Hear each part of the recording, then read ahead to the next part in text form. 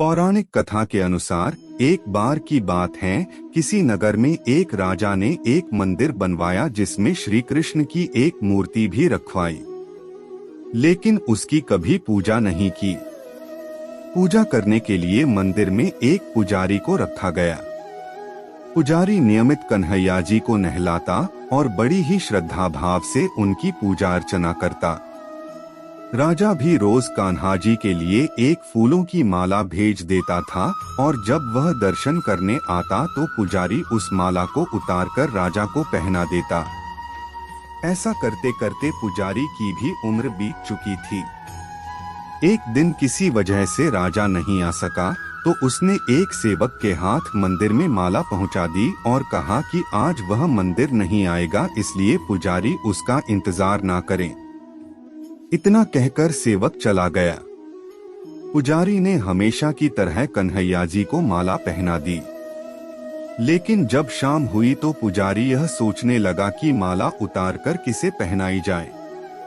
उसने सोचा क्यों न ये माला आज मैं ही पहन लूं, वैसे भी मेरी उम्र हो चली है, जीवन का क्या पता कब खत्म हो जाए।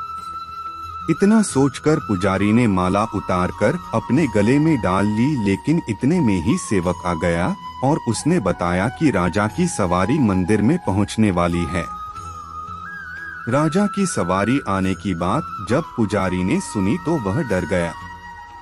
उसने सोचा कि अगर राजा ने उसे देख लिया तो वह तो मार ही डालेंगे। पुजारी ने माला उतारकर वापस कन्हैया जी को पहना दी। जैसे ही राजा अंदर आया तो हमेशा की ही तरह पुजारी ने माला कान्हा जी के गले से उतारकर राजा को पहना दी, लेकिन माला पर लगा सफेद बाल देखकर राजा समझ गए कि पुजारी ने यह माला स्वयं ही पहनी थी। बस फिर क्या था, राजा क्रोधित हो उठे और उन्होंने गुस्से में पुजारी से पूछा कि माला पर सफेद बाल कहां से आया। तब राजा की बात सुनकर पुजारी डर गया और बोल पड़ा, ये तो कन्हैया जी का है। अब तो राजा और भी क्रोधित हो गए, क्योंकि कान्हा तो भगवान हैं और उनके बाल सफेद कैसे हो सकते हैं।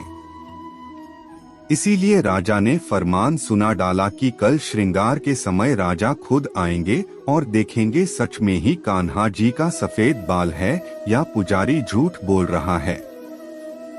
उन्होंने कहा कि अगर पुजारी ने झूठ बोला होगा तो उसे फांसी दे दी जाएगी।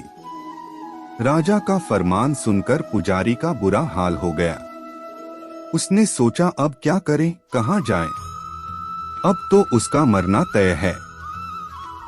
तब रोते रोते वह भगवान की शरण में पहुंचा और उनसे कहा कि हे केशव, मुझसे झूठ बोलने का अपराध तो हुआ है, लेकिन हो सके तो मुझे क्षमा कर दें और राजा से रक्षा करें।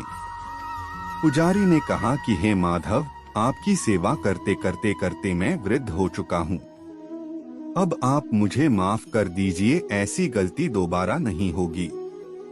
यही कहते कहते पुजारी की न जाने कब आंख लग गई और उसकी आंख तब खुली जब सुबह हो चुकी थी।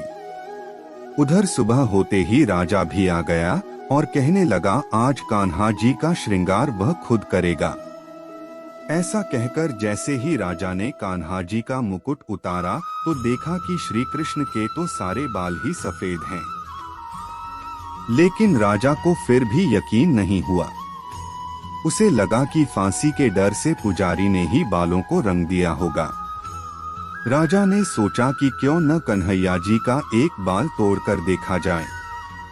इसके बाद राजा ने कान्हा जी का एक बाल तोड़ लिया, लेकिन जैसे ही बाल टूटा कन्हैया के सिर से खून की धारा बहने लगी। यह देखकर राजा भगवान के चरणों में गिरकर माफी मांगने लगा। तभी श्री कृष्ण की मूर्ति से आवाज आई, हे राजन, तुमने मुझे केवल मूर्ति मात्र ही समझा, इसलिए आज से मैं तुम्हारे लिए केवल मूर्ति मात्र ही रहूंगा। लेकिन पुजारी ने सच्चे मन और पूरी श्रद्धा से मेरी भक्ति की है, इसलिए उसकी अनन्य भक्ति को देखकर मुझे अपने बाल सफेद करने पड़े। कन्हैया जी ने कहा कि भक्ति में कभी भी संशय नहीं होना चाहिए और सच्चे भक्त की लाज तो मैं कभी जाने ही नहीं देता। अगर भक्त का प्रेम सच्चा हो तो भगवान उसके लिए दौड़े आते हैं।